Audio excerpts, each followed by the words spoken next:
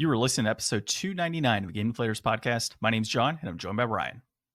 Hey, everybody, here at the Game Deflators Podcast, we like to talk about games we've recently picked up, games we're currently playing, and we mash all the way to the mat in this week's Inflation Deflation Challenge.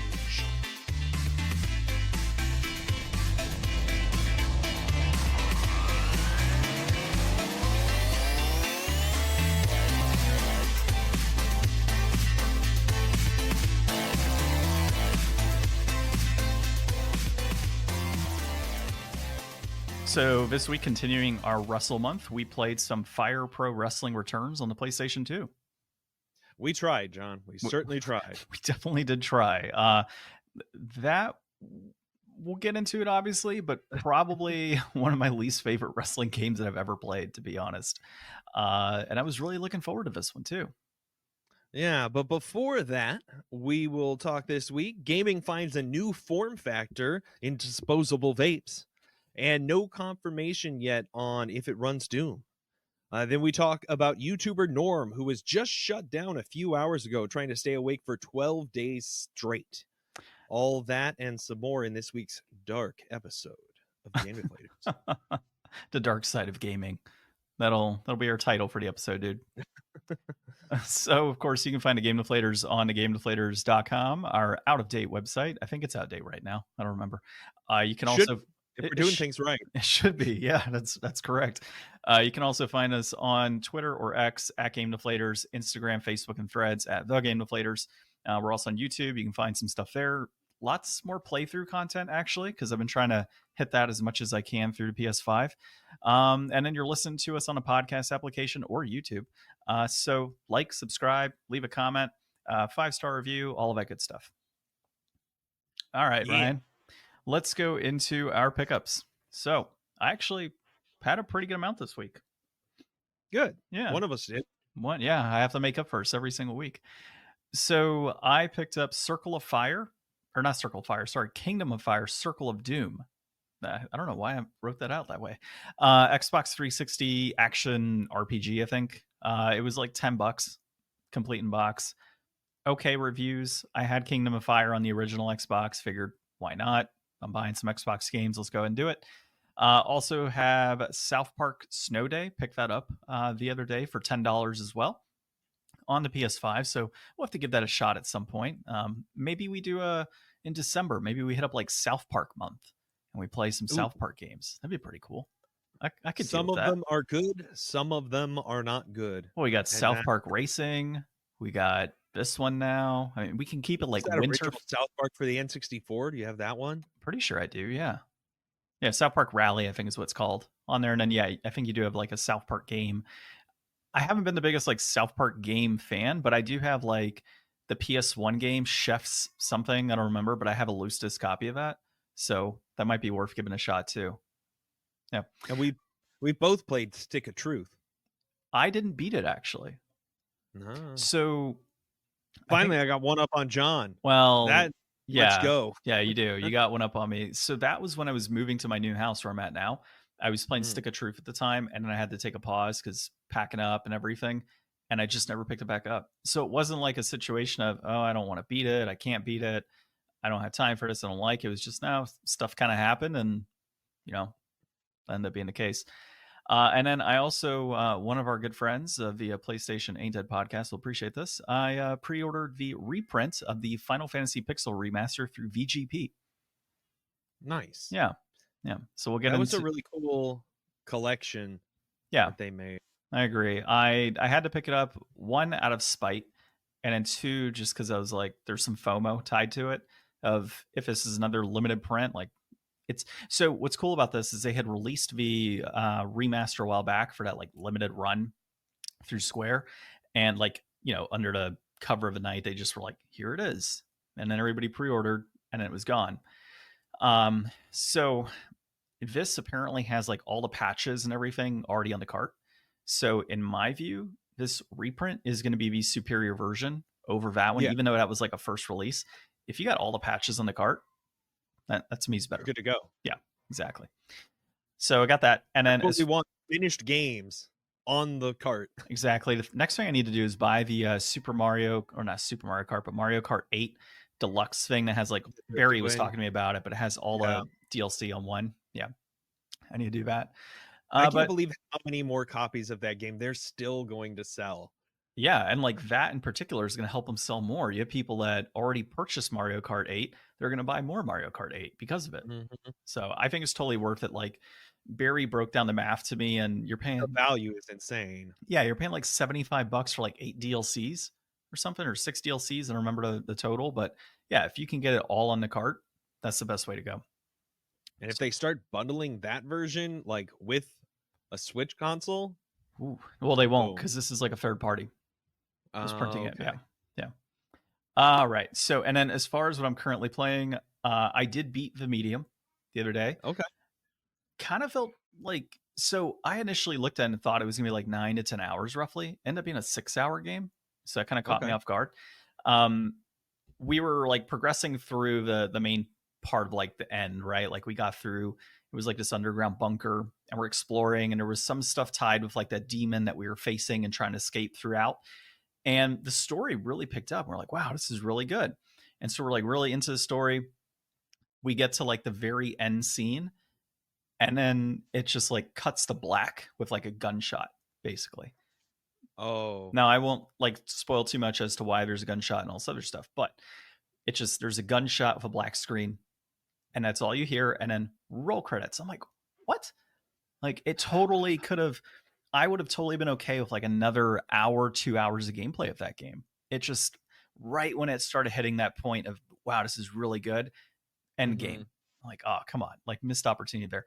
But overall, it was a great game. So if you've got, I think it's like $15 for a copy of this game, I would recommend it. I think it's totally worth a playthrough.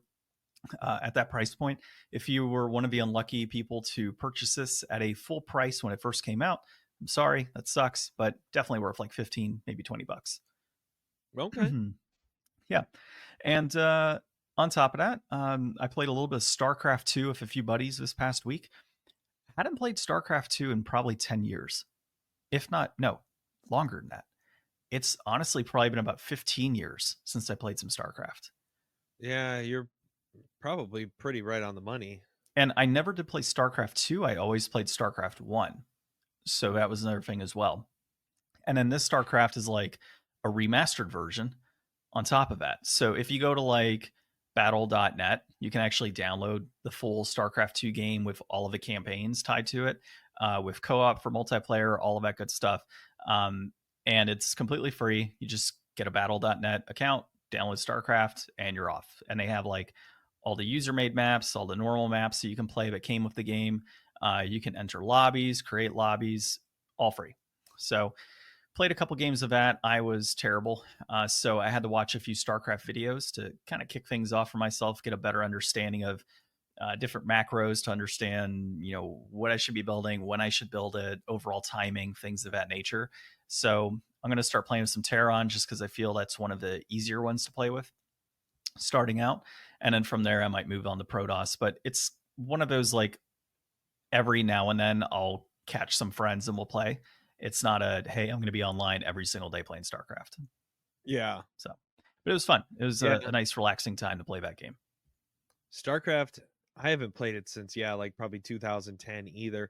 Last year I was watching some like high level tournaments for like professional StarCraft Brood War players, and that was pretty fun to watch.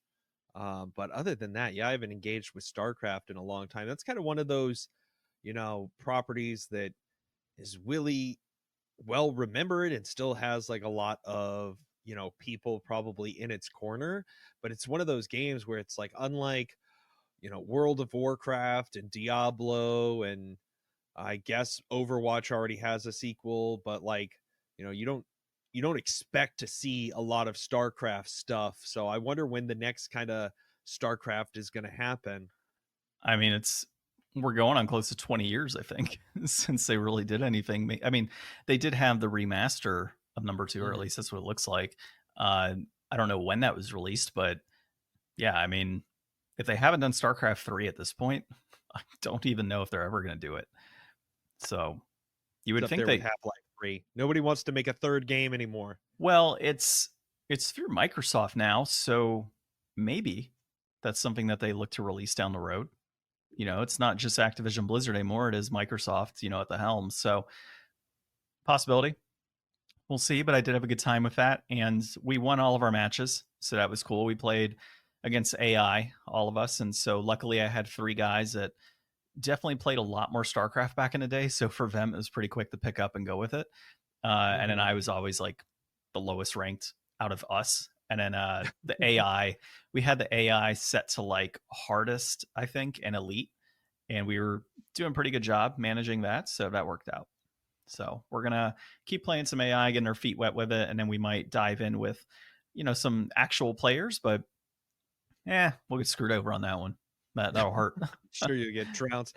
Probably only online at this point. Oh, yeah. No, if we were, it's going to be hardcore players on there. I doubt there's going to be many noobs on there. So it's like finding a fighting game like years later and being like, I'm going to get into this fighting game. And it's like, I mean, if you want to fight walls for months and months. Yeah, you play a fighting game that has a hardcore audience that's just kind of, keeping it going over the years, you're not winning anything. Like that's where your hardcore players are. You don't have a lot of noobs kind of hitting that. So it's unfortunate, but we'll see. Maybe I'll get a little bit better. I'm not going to get to pro level, but maybe I can get to where I was in my high school days of StarCraft. So you think your old man reflexes are up to that many clicks per minute? Hey, there's a reason there's hotkeys. All right. So tell me, I want to know more about Gollum and Alundra, because those are the true that I doubt you're having fun with at this point. So Gollum, we're actually having a decent time with. Funny enough. Did you get the chicken yet? Did I what? Get the chicken yet? No. There's a chicken? Oh. Okay, yeah. No spoil. Gollum's okay so far. We've streamed about 3 hours so far on YouTube, so you can check out our stream. There's one section where I got to cut it still, so it might be cut by the time you listen to this and go watch it. Might not. We were in like chapter 2 towards the end, and we're trying to get through like this one particular area, and we died, and I accidentally hit down restart level. I was like, oh, son of a bitch. No. So it kicked us off from the beginning of a level, and I'm like, man. So luckily I was able to speed through it, no problem, got back to it. But it was like an extra 15-20 minutes of gameplay that I didn't need to get into, so that kind of sucked. But yeah, we had like 30 minutes the first night that we played it, an hour and 20 yesterday, or actually an hour and 2 hours and 20 minutes yesterday gameplay. And we might play it again tonight. No, we're not gonna play it again tonight because we have D&D tonight. But we'll play it sometime during the week a few times. But to kind of get into Gollum, you and I got to a certain point where like, okay, this is not the greatest game. The voice acting is horrible. It's not the best. The graphics look like PS2 graphics. There's a lot of jank going on throughout. A lot of frame rates getting cut. Weird, terrible camera angles. Like it's all over the place, dude. But from an overall like gameplay perspective, I can see where it's repetitive, but it's not super repetitive in what we've played so far. Like it's got a nice little story going for it. We're following along. Like it's not the worst game I've ever played. I think when you kind of consider the 4 out of 10s, 5 out of 10s that are out there, I'd say those are a little more justified than the 1 out of 5, 1 out of 10 scores that you've seen. I would say it's probably at 4 or 5 out of 10 so far. And we're on chapter 3. There's 10 chapters total in the game. So we're about a quarter way through, fifth of the way through the game right now. And we haven't broken a controller. We haven't popped it out and snapped the disc. So I call that a win regardless. But I still can't get over to voice acting. It's so bad. But he does say things that you would catch in the movies, right? And so I love when you're playing as Gollum and obviously he plays Gollum because it's Gollum. But as you're in certain areas and he'll say like, oh, that we have to do this, my love. And he starts saying, my love and my precious and things like that. I'm like, oh, okay. Like we got some good Gollum lines in there filtering through. So yeah. Does that make it good Gollum lines just because he says stuff that was written down in the book and used in the movies? Like you're good at reiterating stuff that other people have used successfully before? I would say so, because they're not reinventing it and saying stuff that he normally wouldn't say. No, but that doesn't make good dialogue. Like a one-liner that sounds like the voice of the character does not good dialogue make. Oh no, he doesn't sound like the character Ryan at all. He sounds fucking terrible. But but it's still they're using the dialogue, and I'm happy with that, right? They could have not used it at all, and then we Well, would have, I'm excited to watch you, get further in this game. After we played it, I went back and I watched Skill Up's review. He's a great YouTuber if you don't know him, but he did a review on that and he didn't even finish the game. He got to like a certain point and just stopped. So I want to see if you actually get all the way through, or at least what you have to say up to and then beyond that point that he reached. I'm committed to beating it. So All right.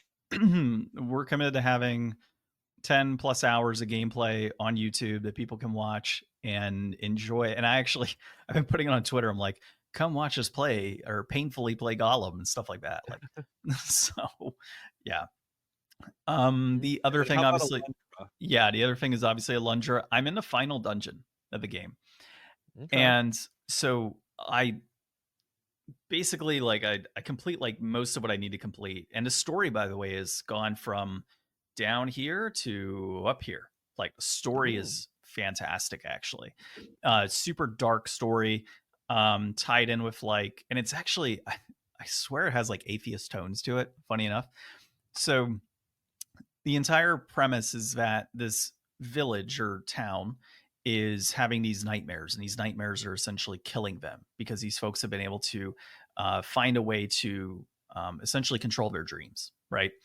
And so there's this god named Melzus who is, essentially behind it, is what they're saying, like angered with them, and that's why they're dying in their dreams. So as you kind of progress through, you learn that the town was praying to a number of gods, and they destroyed all of their idols, stopped praying to these gods so they could pray to this new god, Melzus. And because of that, he became weaker because they weren't just like praying as much. So he essentially was trying to kill them off, is what it kind of came down to. Like, that's what they came to the conclusion of. Well, so then you progress a little further, and it turns out that like two of the people that lived in the village were actually sent down from some alternate planet or plane to control this demon, which is actually Melzus. They've been praying to this demon this entire time, and they weren't able to, keep him captured, essentially. And now it's your job to go ahead and like reseal him or destroy him.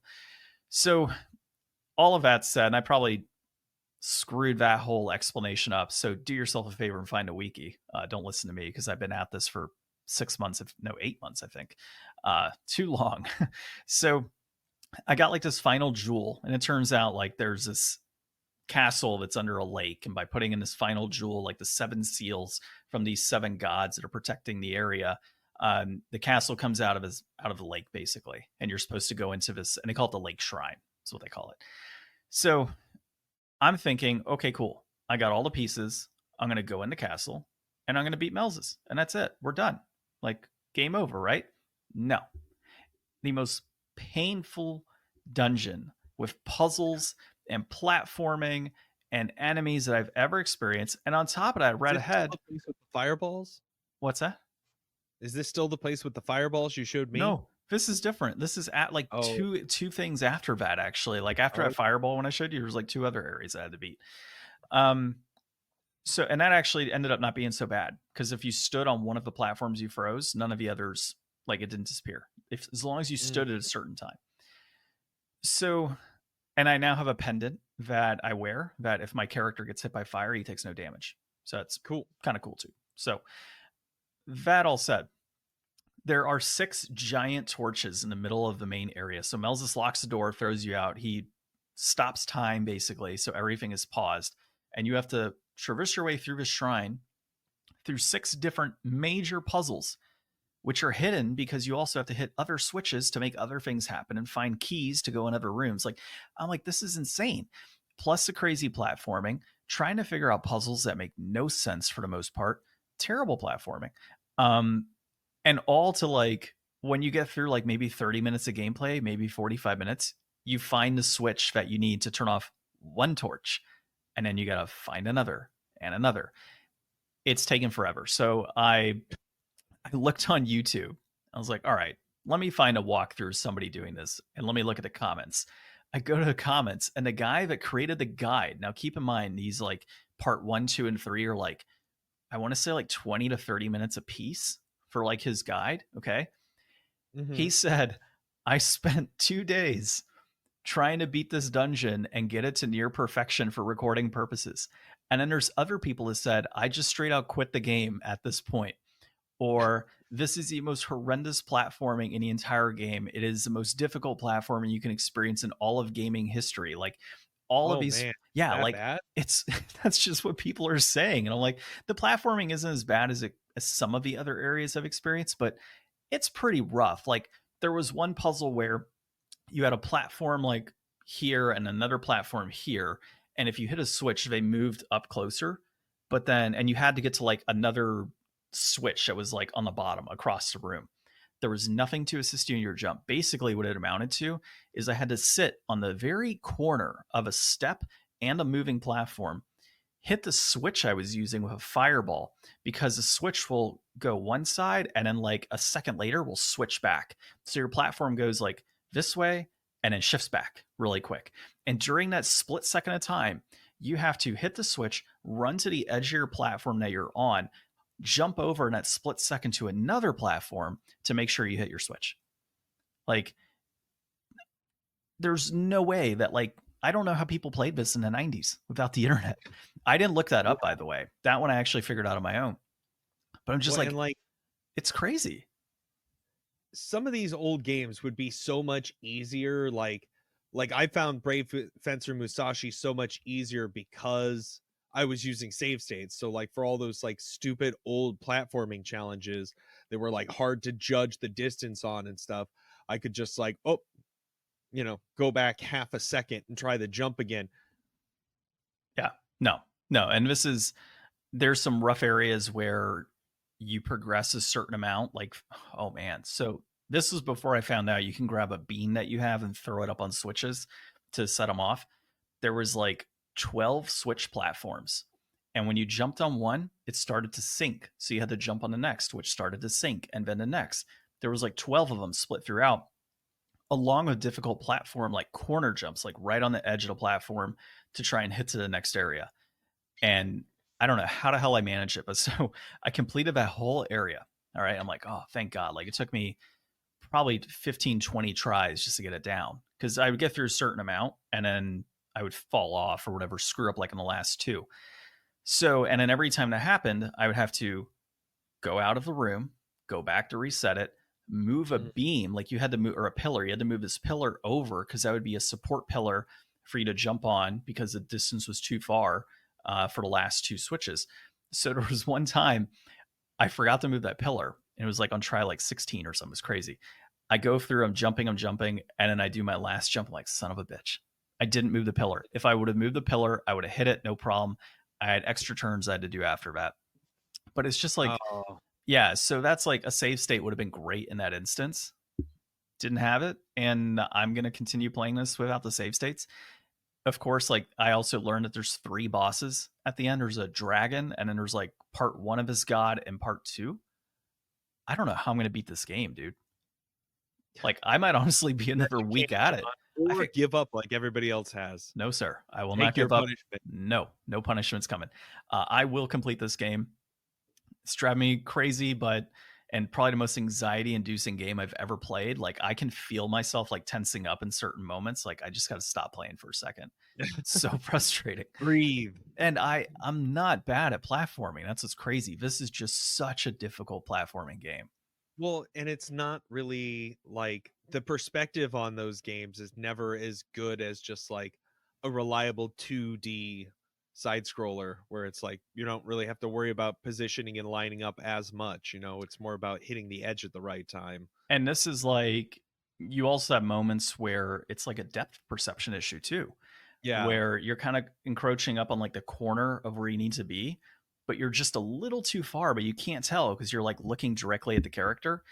And then you have to make that jump. And there were several times where I just fell off because I was too close. So I'm like, okay, well, what am I supposed to do here? There's like blocks that they're literally like catty corner to one another, but based on like how the game is set up, you can't tell that they're catty corner to one another. So you try to make your jump and you're like, there was no block for me to hit because it was over a bit. So that's what's going on with it. I mean, you've seen me play platformers. I'm not bad at platforming games. This is just hard. And if you're listening and you haven't played Alundra yet, and if you're all of us, you're like, I could do it. Yeah, go ahead and do it. Let us know in the comments that you enjoyed the game and played through it. I would be interested to know who else out there is experiencing this level of pain with this game or has Right. experienced it. Yeah. I mean, it sounds like from a lot of the comments you've read, it's pretty common occurrence. I would think so. And I was shocked when I see all these people like the nostalgia post. Oh, I remember this game. It was so great. You might remember the story, because the story I'll give you is like easily a 9 out of 10. The gameplay, I mean, can you honestly knock a game that badly though on a review and be like, oh yeah, it scores a 0? Like, I think from this point, I would have to grade the game at like maybe a 7 or an 8, because you can't, like, the gameplay is not terrible for the most part. It's just that crazy platforming. So if you got that out of the way and it was more of a simplistic platforming components along with the general enemies and boss battles and the story that's tied in, it's easily an 8 out of 10 game. So I don't feel I can knock a game down that far, um, because of the platforming issues. Yeah. So I mean, all in the eye. We'll see once you're done with it. Maybe there's another crazy, unbeatable platforming challenge in between the last two bosses or something. I don't know. As far as I know, that's it.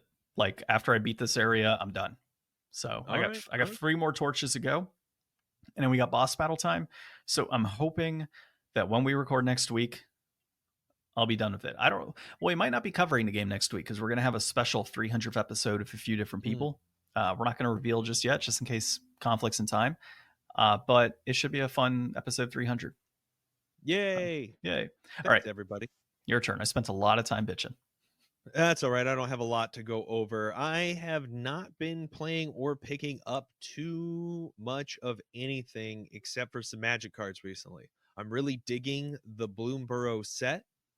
I got a box to split with some people, and then I got a fat pack box yesterday. I think they call it a bundle box now. Just because I wanted a box. I really like this set, and I want to keep it kind of separate from sorting it into all my other magic cards. And I was looking and doing some research online yesterday at like what's it called, Potamajig, and other uh types of product that you can get that are basically just resealable packs so that you can make your own boosters to draft with, because I think this is a really fun set. I think it's got a lot of replayability, and I still have a bunch of unopened packs. So I've been doing a little bit of research on how to set up a cube, how to pack packs for a cube. And apparently there's not really one decision on how to do that. Some people, they just are like, hey, the odds are if you shuffle up really good and shuffle enough and just pack cards into the packs, you'll get somewhat of a distribution. I mean, if you're drafting, you're only picking one card at a time anyways, so it kind of washes out.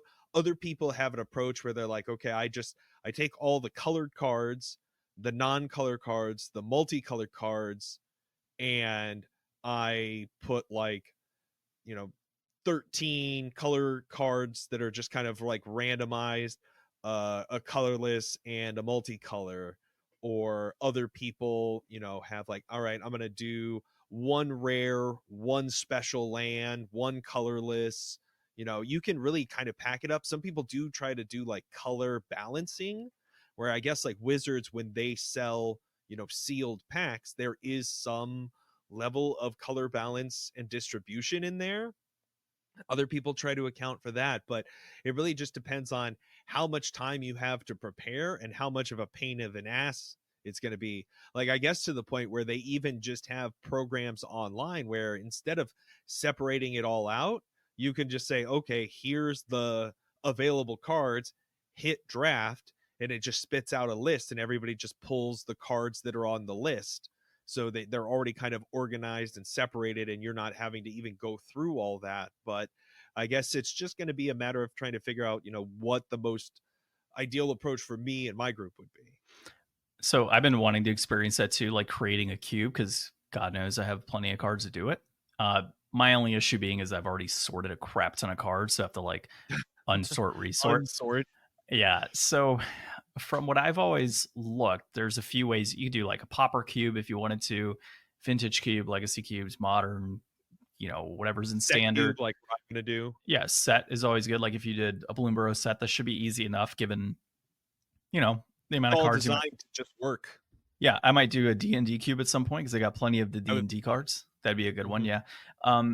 I would say when it comes to like if you're doing set specific, I think it's much easier because all you have to do is say, okay, everybody, when you're done, put all your commons in a pile, all your uncommon, all your rare, and that's it, right? And so when you're setting up your cube, you just know like, okay, each pack should have one rare, X amount of uncommons, X amount of commons, and a land and a throwaway Well, card, you or however you say do it. that, but like I was doing a sealed, so I played sealed twice this week with two different people. Um and in one of my packs I got a mythic and two rares. Yeah, the new So packs. like The new there's packs only have that. so much balance you're really going to have when you're trying to like sort of mow everything out. You're going to wind up with extra this or that, and it's got to go somewhere. Well, that's because of the new playstyle boosters. If you went more traditional in a Magic Cube, then yeah, you would only have your one rare, your like 3 uncommons, and what is it, like 9 commons and a land card. So that's how you would go with that. But if you're wanting to do like more of today's play style of the play boosters, then yeah, you would, to your point, shuffle a crap ton of cards, but you still have to have at least one rare in a pack per person. So that's something to consider, you know. And in your commons and uncommons, you're gonna have the same amount of commons and uncommons as well. So if you wanted to do play booster style, you could hypothetically say, okay, I'm gonna have more rares than say commons. Well, not total, like the balance, right? If you would traditionally have like say 20 rares and like 40 commons, you might say, okay, I'm actually gonna do 24 and 36. That way a few packs are gonna have a couple doubles of rares. Yeah. The biggest challenge I think it's going to be is like, I guess kind of sorting everything. You can't really see on the table behind me here, but I've got everything sorted into like color piles already. I bought like, I don't know, probably like 12 or 13 boxes of dragon shields since I got back into Magic a few years ago, all with the same color. So that's going to be kind of the big challenge, I guess, is sleeving all of these draft cards, because really, like, I've got sleeved cards in my like sortie box right now for cards that I'm probably never going to even pull out and look at, or I've got like 4 stacks of play sets all sleeved up together so that, you know, I could just pull play sets out if I needed it for making something. But I think this is probably a more equitable use of the materials I already have. So I'll tell you, man, I've been using like a matte finish sleeve that I found on Amazon. It's some random Chinese company. And the sleeves I've gotten are actually really good sleeves, like high quality. And you can get like 500 sleeves. They'll cost you like $12. And I think it's like 1,000 is like 19 or 20. So that might, and it's only one color. So you're not getting a whole bunch of different colors. So I have like a pink sleeves, I got black sleeves, and I think I got green sleeves. And I just have stacks of sleeves. So whenever I need them, that's where I pull from usually. And they give you little boxes too. It's kind of cool. Perfect. Yeah. So heads up, I'll get you a name at some point. But if you got tons of Dragon Shield, then by all means, Dragon Shield away. Yeah. All right. So discussion topic this week. John kind of hit on it a little bit earlier with his pickup with the Final Fantasy remaster, or Final Fantasy Pixel remaster collection. That was previously released just last year, right? Yeah, I think it was like April or like Q1 of, I think it was Q1 of 2023. It got just this random release on Square's website. I actually had a chance to pick it up, and I didn't because I didn't realize it was like a limited under the veil of night type of thing. Good idea. Like, it seemed like it should just be something they keep in print because it's their legacy. You would think, and they didn't do that. So this game was sitting at like $600, $800 for like a sealed copy on different consoles. And I've seen memes all over the place about this, about collectors freaking out and getting pissed off. And of course, it's like, oh yeah, the announcement, and people are, you know, the world is burning because of this.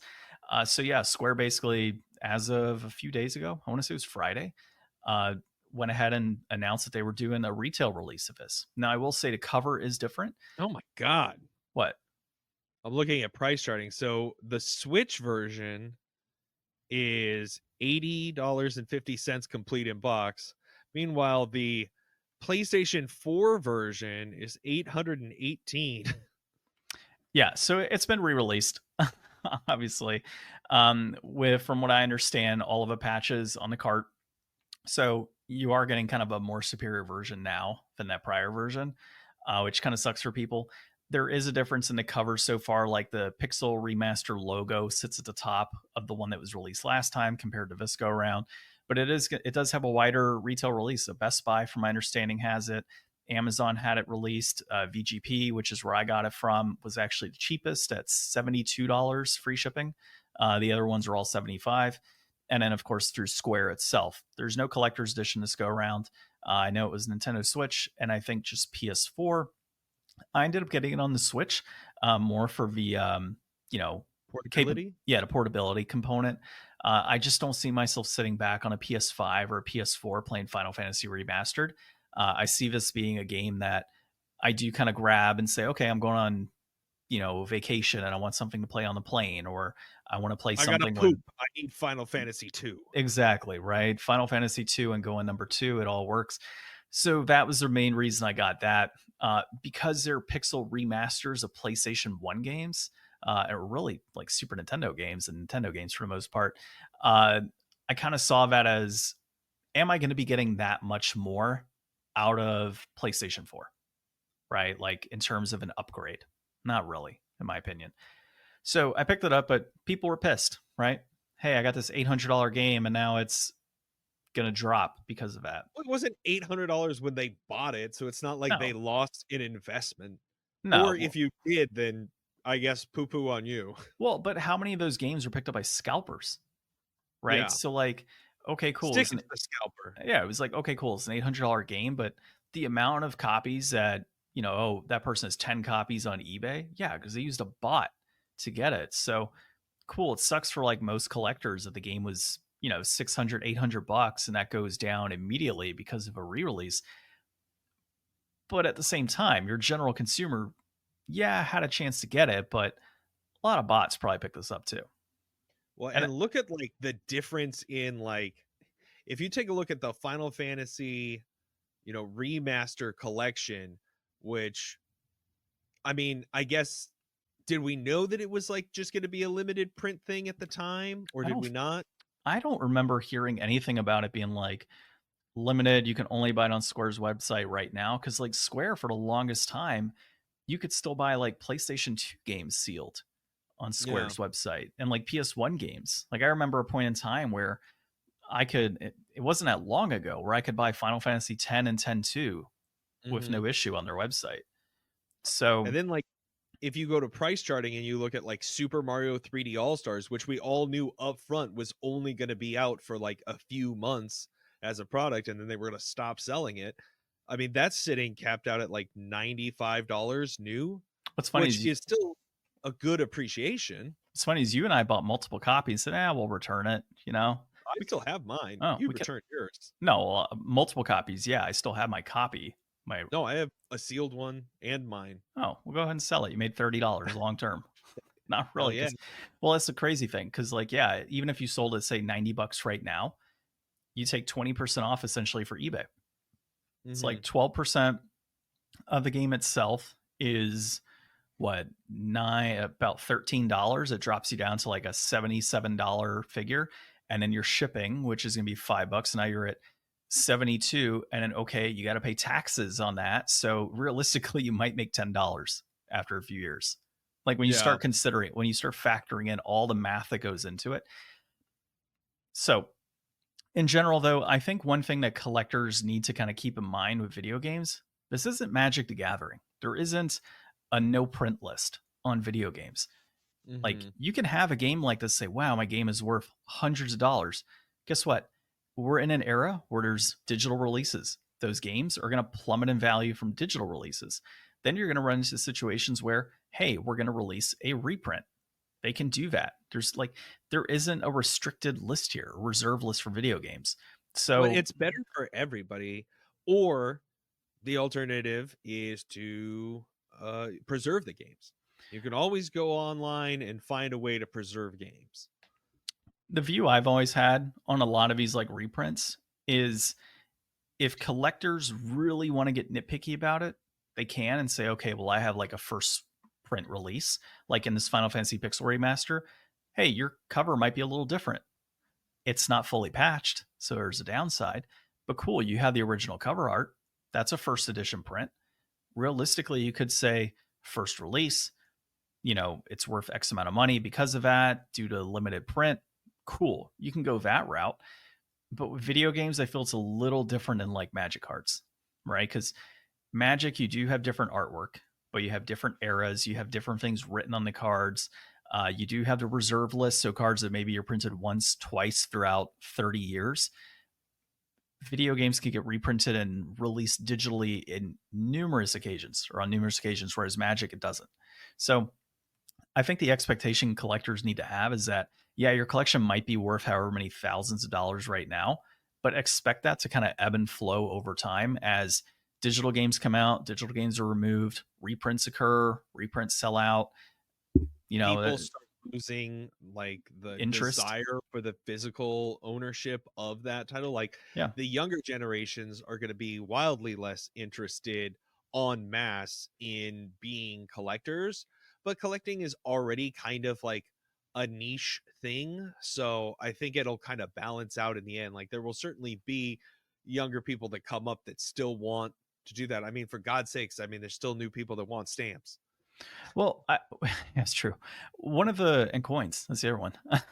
One of the other things with games though is like we're not, and really all collectibles right now. COVID had like this weird effect where games just skyrocketed in price. Yeah, that's kind of leveled out a bit. So many of our reviews. Yeah, that's kind of leveled out a bit over time. It's screwed with our reviews given the price points, but there's games that were $100-something during COVID that are sitting at like $20 now. Yeah. I think Phantom Dust was one of them. It's a game I had. It was sitting at like 120-something bucks. They released that for like free on Xbox. Yeah, and that's when it shot. And see, that's the thing. Like that shot down in value because that wasn't even a physical re-release. It just shot down in value because of the digital release. So that's why I'm like so shocked about this Final Fantasy thing. Like, yeah, it was a limited print run, but can we really hold like this expectation that it's not going to get reprinted physically? When you have companies like VGP, Limited Run, like all of these companies out here doing remasters and reworks of games, like Tomba would be a good example too. Limited Run just did a release of, or Tomba, I think is what you technically pronounce it as. They had a remaster of that released. Pretty expensive PS1 game, but can play it on, Switch now with no problem, and it looks better. So do I really want to play the PS1 version when I could play the Switch version? If you're a collector, you might want the PS1 version, but you can be a collector of Switch games too. That's kind of the beauty of collecting anyways. Yeah. So I don't know. What's your thought, man, on all of it?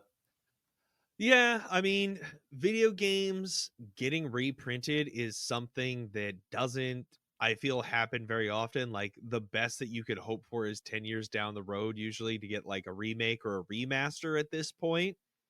And in a lot of those situations, people are not so much arguing about like the value and, what the previous value was and if it's going to tank that. Usually people are, oh, well, originally when Paper Mario came out, it was 60 FPS. How come this one's only 30 FPS? Or, people are like, I don't like how they censored the remake of this, or, I think that they really added a bunch of great changes, but it feels like a different game. I want like the original game. Well, in all of those situations, the original game still stands. But in those situations where the original is, inexorbitantly expensive to get a copy and play that original, potentially shifting to, either having like a version of a game come out that has like a remake and then a not remake, like original version as well, could be a way to kind of make both things happen. Especially if you're doing like Final Fantasy VII, Rebirth, like that game is so huge and has so much, but I bet you could fit the original Final Fantasy VII like in an arcade somewhere in that game, and it would work totally fine. And then you could have both versions of a game. I like when they do things like that. It doesn't happen too often, but th- I don't know. Some games are just always going to be expensive, and you're not going to get like a remake of Little Samson or something. It's just not going to happen. Well, and even if you do, I mean, to your point, right? Like some games are going to hold original value because of things that have been removed after the fact. Like, oh, well, we don't like Lollipop Chainsaw is a good example, right? Like there's music that's in the original game that's not going to be on the re-release. And so you kind of have the people like, okay, well, I want to hear that version of, that music. But when you're playing that game, now you're going to be losing out on the fact that you have updated modern graphics, right? With that title. Yeah. I think the same thing with, like the Marvel versus Capcom game, the new one that or re-release that they had, remaster. That's I think it's going to affect the other one long term, the number 2 that was released on the prior consoles. And then like DBZ, I've talked about this one before, where there's a version of a game that has a certain song on it, and you only get that song on like that particular print run of the game. Like, Yeah. there's actually another fun one. Tiger Woods 99 actually has South Park, a full episode of South Park on like the back end of the data during a certain release period. And so the first like 100,000 copies of the game have a full episode of South Park if you put it into your computer, whoever has a disk drive nowadays. And the older ones don't have that because somebody snuck it into the game. So there's little things like that. They're going to make certain prints obviously more affordable than others, but that's not exactly that's not the standard for collecting. Yeah. So it really isn't. Yeah. All right. Well, let's go into some articles here. So the first one that I pulled up was new smart vapes have built-in video games to attract teens, and critics warn that, well, it's going to be an issue. So this is through Rich Calder of the New York Post. Really what it kind of looks like is a little tiny like dollar store toy with a vape connected to it. And there's like games like Pac-Man and I think like Space Invaders and stuff like that, like old school video games that are tied in on these little tiny smart vapes essentially. And so they are technically illegal to purchase or, sell within the United States, but there's a Chinese company that's ships them out here, so you can buy it online. And then there's like a distributor out of Texas as well that apparently has them. So it's kind of weird that like you can't sell them, but you can still sell them. So it's kind of odd. Really, what this kind of boils down to is just another predatory tactic by, I guess, Big Tobacco and Big Vape to try and target teenagers. That's what it kind of comes down to, right? You used to have flavored tobaccos years ago, and that's what was getting kids to smoke. And now they're throwing flavored nicotine with video games on the vape pens. So I'm kind of curious because I don't know if you still vape. Did you ever see one of these before? No, I mean, I've never seen anything like this, but if I was trying to look up online to see if anybody had ported Doom over to this yet, it doesn't seem like anybody has, but there's lots of people being like, put Doom on it. And then every other comment is talking about the e-waste that this is contributing to. And it's just like, it's so ridiculous. Some of the vapes that you see nowadays, like how big and chunky, and they've got like screens on them and LEDs. And, it's like, it's just something that you throw away. And now this has like buttons and ROMs on it. And it's like, you just throw it away. Like, it just seems so ridiculous that as a society, we've kind of reached this point where it's like something that would like be unthinkable of even like being a real thing you could have, 20 years ago or 30 years ago is now just like garbage, throw it away. We don't even want it anymore. Like, what's next? Like a Tamagotchi that it's like, you both take a smoke break together. We have a Tamagotchi in the house. I'll have to check if it smokes. Yeah. So and the fact that it's like, it's even like a colored screen. It's not even just like, a calculator screen. Like, this is something with like some tech behind it a little bit. So like graphically, it actually looks pretty good. I want to see this taken to the extreme. I do want to see somebody port Doom to this. And it is just wild. Like, not only what, I mean, people turn any, there's those old jokes about like stoners, like they could turn anything into something you could smoke with. So it made like a Game Boy pipe basically. And now they've got, Well, they have a Game Boy pipe. yeah, but now that it's like vape, handheld obviously. becomes so big, and Neo and all these companies are churning out all these little emulators. Like every month, I see just like sweeps of new announcements of new little handhelds. And obviously, those are meant to be something you buy and keep and you play stuff on. But there's a lot of them that are just churned out that are like, oh, this comes, preloaded with 1,000 garbage ROMs for like NES clone games that like a third of the games are all the same game or whatever. And those are just as comparable as e-waste. So I feel like this whole sensation of like we could just produce cheap screens that play games, like as much as vaping is looking for an avenue to get into people's hands, I feel like those companies that make those types of things are looking to get that technology into as many things. Like they've got phone cases that you turn the phone case around and it's like a Game Boy on the back. Your phone could just emulate that. Like, why does your case need to have its own screen and buttons on it? And I guess I have a general question here too. Like the manufacturing and what they're doing overseas for these like vape pens, could any of that technically bleed into what you're breathing in? I mean, I know they talked about like heavy metals and things like that in vape pens. Like, could you theoretically have leaching of chemicals that could kind of find their way? John, I mean, we're not talking US created vape pens, we're talking Chinese manufactured. John, the cherry flavor I hear when you smoke it, it's actually the tastes like the cherries in Pac-Man. You get that little bit of bleed through. Just a little bit of bleed through Pac-Man. Yeah.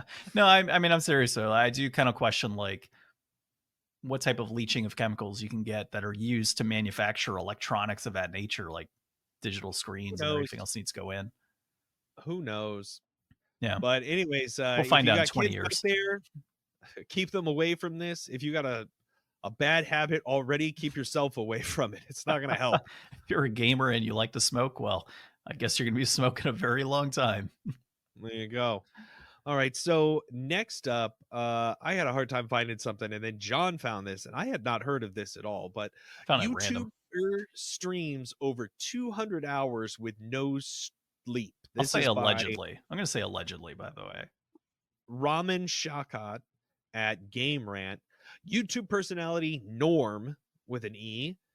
He was attempting to break the record for longest continuous stream without sleep, aiming to stay awake for over 200 hours. So at the time that I was writing this up this morning, he was at like 252 or 254 hours or something crazy. And he was like, not looking good. Every like buddy in the comments was like, dude, go to sleep. Dude, your friend is killing you. Dude, stop this.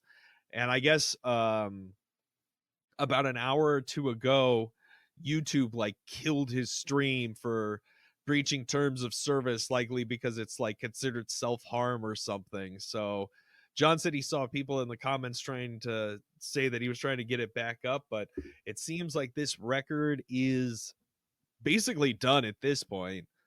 Well, I think the prior record was like 164 hours. And then he was like, oh, I'm trying to set the world record at 12 days, which came out to 265 hours, I think it was. They cut the dude's stream when he had like 11 hours left. I don't know how like legitimate it is that he, had been streaming all the time, didn't get any sleep, didn't. They said he was like going unconscious and falling asleep at times. The world record itself is actually like 19 days. That the like radio guy? I remember learning about that in school. Yeah, I think it was a radio guy. I forget the I was name, like but a radio host, and he set up like a booth in the middle of like Times Square or something, and he just like stayed on the radio until he like died or something, or they had to ambulance him away. I don't know. It was not good. yeah, I don't know. I haven't actually looked into it, but like outside of kind of out of curiosity what the world record was for it, because he had been promoting world record however many days live. They've actually deleted up to, he only has up to day 4 right now on his page. Like YouTube has just straight up gone in and deleted everything as of like 2 weeks ago. So you can't find his like videos up to that point. So that kind of sucks, right? Like you go into this thing thinking, oh cool, I'm 250 something hours in, I'm that close to hitting whatever record I'm trying to hit, and YouTube's like, nope, all for nothing. And this isn't even the most ridiculous thing. Like, if anybody watches anything online, you see all the time like what people are doing on like Kick and stuff now. Like, people are out there like trying to commit crimes or almost die in order to get views. And it's not like you're getting like retirement money. Like, you're not getting this like one last job before I get out of the game kind of money. Like, you're just getting like sub money and donations and people like being like, yeah, die, I want to see that, like, you know, just freaks online. So Well, and what even people like, are willing to try to do for views these days is just crazy. And I well, guess that's probably nothing new. well, People probably been doing this at the dawn of time. from a gaming perspective, you have people that are obviously streaming video games and doing certain things that they're being asked on donations, right? So it's like, I don't know, a girl might be on there. It's like, oh, well, do jumping jacks for me after I've donated X amount. And they're, you know, it's like, I wouldn't Twitch say it's steals like, all this stuff all the time. yeah, it's just like crazy stuff that they're doing online for views and tying it in with gaming because, oh, I can stream Call of Duty and I'll show people me playing Call of Duty, but also I'm going to, you know, take money to do random things on the internet as well. So I don't know. To me, it's just kind of like, it's a negative in a gaming space. Like, I don't see why you need that type of stuff to enjoy video games. Like, I would enjoy just, not that I watch people play video games, but like if I was to watch, I'd enjoy somebody just kind of general commentary on the game that they're playing. Well, and this type of sensationalism is just par for the course, I guess, in the crazy world that we live in now. Like, there's so much just wildness out there, and like get wild online. We can blame Gen Alpha. You can tell are not like the most clinically online people. So, I mean, if this is your bread and butter kind of content, you really like that, I guess let us know your favorite crazy streamer and the wildest things that they've been doing. Yeah, dude, it's a weird generation coming up right now, for sure. Like I was reading another article that talked about how parents are now having to talk in meme language or something because of all the weird Gen Alpha, Skippity. Yeah, all of that stuff that they're saying, and they're calling it brain rot language. Yeah, maybe I read the same article, but yeah, you probably did too. I think that we are starting to show our oldness. Every day I feel more old man yells at clouds than I did the day before. I would agree, but like, dude, the things that we would say were like, we would say whack for like, that's whack. That to me is Sick? What? Sick? Yeah, Whack? sick, whack, like stuff like that. But like, the hell is like skibbity and Riz, and I think they say Ohio is another one I've heard. I'm like, what the hell is this? Glizzy? Yeah. That one's so stupid because that's based off of a weapon, and then it's like, oh well, now we're gonna call it a hot dog. What? I like a Costco hot dog. Yeah, I don't need to say Costco Glizzy. That could be anything apparently. So Costco selling rifles and handguns. Yeah, that's pretty much what it comes down to, right? All right, let's get out of this tirade. Let's go into our inflation deflation of the week. So we're playing some Fire Pro Wrestling Returns on PS2. This is developed by Spike, published by Age Tech. It was directed by, I'm going to butcher the name, Toshiaki Tamura. It was released in November. Oh, did I actually get that one? I think so. All right. We need to start putting pronunciations for some of these people in here. That'd be great. Maybe you just need to practice. No, I think not the first time you're seeing it. Yeah, maybe it's true. November of 2007. It is a wrestling game, of course, and reception is 7 to 9 out of 10. I'm going to say your synopsis. You have a very deep synopsis here. It is a wrestling game of wrestlers.